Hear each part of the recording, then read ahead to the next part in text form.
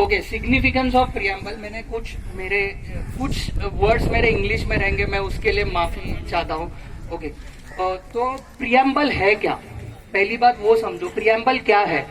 तो प्रियम्बल एक गोल है। हम सब प्लेज लेते हैं बट हमें पता ही नहीं रहता वो हम पढ़ रहे क्यों है। वो प्रियम्बल एक गोल है। गोल किस चीज का? तो कॉन्स्टिट्यूशन आपको क्या करने की आजादी दे रहा है, कॉन्स्टिट्यूशन आपको क्या बताना चाहता है, वो चीज आपको प्रियम्बल बताता है। तो विदाउट अंडरस्टैंडिंग द प्रियम्बल आप कॉन्स्टिट्यूशन को समझ नहीं सकते हो। तो ये चीज पहले आप समझ के ले लो। वो एक चाबी है, कॉन्स्टिट्यूशन एक दरवाजा है, वो चाबी से ही वो दरवाजा खुलने वाला है। ओके, तो प्रियम्बल इज जस्ट अ की। तो preamble shows the goal of the constitution. वो हमें दिखाता है कि किस डायरेक्शन में हमें हमारा कॉन्स्टिट्यूशन लेके जाना चाहता है। हमारा डायरेक्शन, हमारी डेस्टिनी हम लिखने वाले। हर एक सिटीजन अपना डायरेक्शन, अपनी डेस्टिनी खुद लिखने वाला है। वो डायरेक्शन, वो डेस्टिनी आपको कॉन्स्टिट्यूशन दिखाएगा और वो चीज आपको प्रियम्बल गारंटी दे रहा है आपको। तो प्रियम्बल में जो मैंने बोला था अभी कि वो लोग चाहते थे तो वी द पीपल को गॉड से रिप्लेस कर सकते थे।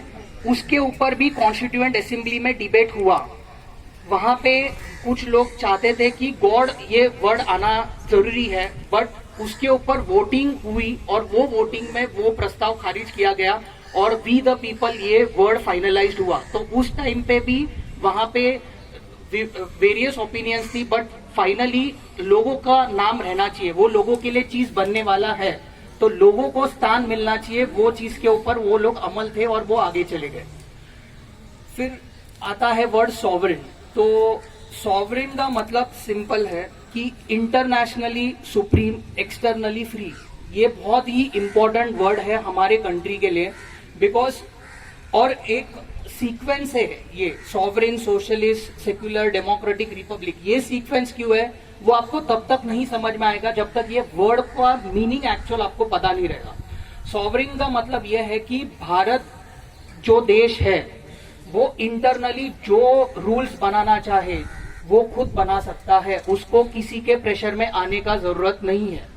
तो वो एक कंपाउंड है कि हम कुछ भी कर सकते हैं हमारे कंट्री में, हम जो रूल बनाना चाहते हैं बना सकते हैं। वो होता है इंटरनली सुप्रीम। एक्सटर्नली फ्री का मतलब है कि इंडिया कौन से कंट्री के साथ क्या रिलेशन रखे वो इंडिया खुद डिसाइड करेगा। कौन सा भी कंट्री इंडिया को डोमिनेट नहीं करेगा ये बोलने के लिए कि हम ये कंट्री से ऐसे रिलेशन रखें। जैसा अगर कौन से दो कंट्री के बीच में वॉर चल रहा है तो हमारा कंट्री क्या स्टैंड लेगा वो कोई भी डिसाइड नहीं कर सकता। It totally lies on the government of India, union government of India. जो गवर्नमेंट चाहे वो फ्री फॉरेन पॉलिसी वो अपना सकती है। तो दैट इज एक्सटर्नली सुप्रीम। ये चीज पहले आना जरूरी था क्योंकि विदाउट दिस आप अंदर कुछ और बाहर कुछ नहीं कर सकते। तो ये इंपॉर्टेंट है, इसके लिए सॉवरेन वर्ड पहले आता है। उसके बाद आता है सोशलिस्ट। सोशलिस्ट वर्ड जो है वो 42nd अमेंडमेंट एक्ट 1976 में ऐड हुआ। पहले वो वर्ड नहीं था।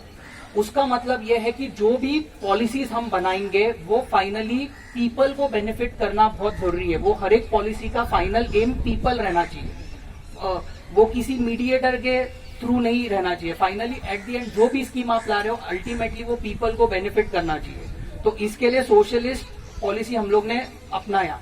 आप जो बोलते हो मिक्स्ड इकोनॉमी, मिक्स्ड इकोनॉमी भी जो आता है वो सोशलिस्ट, ये यहाँ से उसका रूट आता है। नेक्स्ट चीज जो है कि इसमें इंपॉर्टेंट चीज ये था कि जो भी कॉन्सेंट्रेशन ऑफ वेल्थ जो होता है उसको नहीं होने देना और जो वेल्थ है उसको इक्वली डिस्ट्रीब्यूट करना। जो रिसोर्सेस है वो हमारे हर एक आखिरी तबके के लोगों तक पहुंचना चाहिए, वो गारंटी करना। इसके लिए हमें सोशलिस्ट होना जरूरी है और ये वर्ड उसके लिए ऐड हो गया। नेक्स्ट हम आते हैं सेक्युलर। सेक्युलर वर्ड जो है वो भी 42nd अमेंडमेंट एक्ट के थ्रू ऐड हुआ है। उसका भी यही सिग्निफिकेंस है कि कंट्री का कोई एक धर्म नहीं है। तो ये हमारी बहुत खुशनसीबी है कि हम थियोटिक रिपब्लिक नहीं बने, क्योंकि अगर हम एक रिलीजियस वन रिलीजन फॉलोइंग करने वाले कंट्री बनते, जैसे आप देखते हो अभी गल्फ में वॉर चल रहे, सब चीज हो रहा है, तो शायद हमारा भी वैसे ही हाल होता। तो वो उन लोगों का बड़प्पन है कि उन्होंने इतना दूर तक सोचा।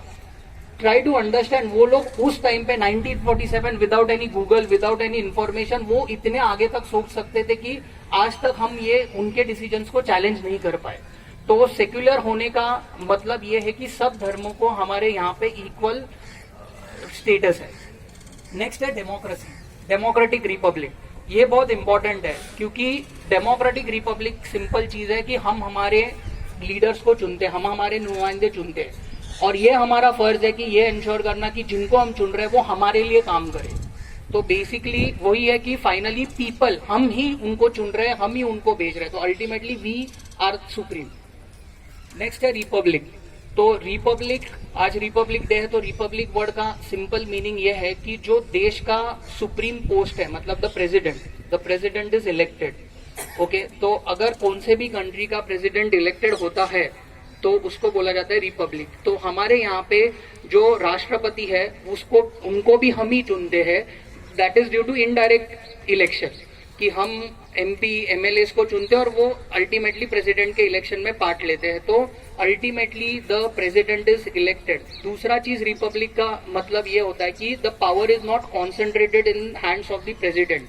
हमारा जो मेन पावर है that is in the hands of the prime minister of the India, और वो जो पावर है प्राइम मिनिस्टर ऑफ इंडिया को इसके लिए दिया गया है क्योंकि प्राइम मिनिस्टर ऑफ इंडिया को हमने चुना है। तो अल्टीमेटली पीपल, फाइनली वो घूम फिर के पीपल के तरफ ही आने वाला है। तो अभी आप ये चीज को समझ, अगर आप ये सीक्वेंस को देखोगे तो अगर हम सॉवरिन नहीं थे तो हम सोशलिस्ट तो बन नहीं सकते। अगर हम सोशलिस्ट अप्रोच से नहीं देख रहे तो हम सेक्युलर भी नहीं बन सकते। अगर हम सेक्युलर नहीं है तो हम कैसे डेमोक्रेटिक बनेंगे? और अगर हमें ये सब क्वालिटीज ही नहीं है तो फाइनली हम रिपब्लिक बन ही नहीं सकते। यही रीजन है कि ये सीक्वेंस से लिखा गया है, नहीं तो ये सीक्वेंस का कुछ मतलब ही नहीं है। और अल्टीमेटली इसके लिए हम रिपब्लिक है और इसके लिए हम आज रिपब्लिक डे बना रहे हैं। तो ये सीक्वेंस का एक सिग्निफिकेंस है जो हमें पता रहना चाहिए।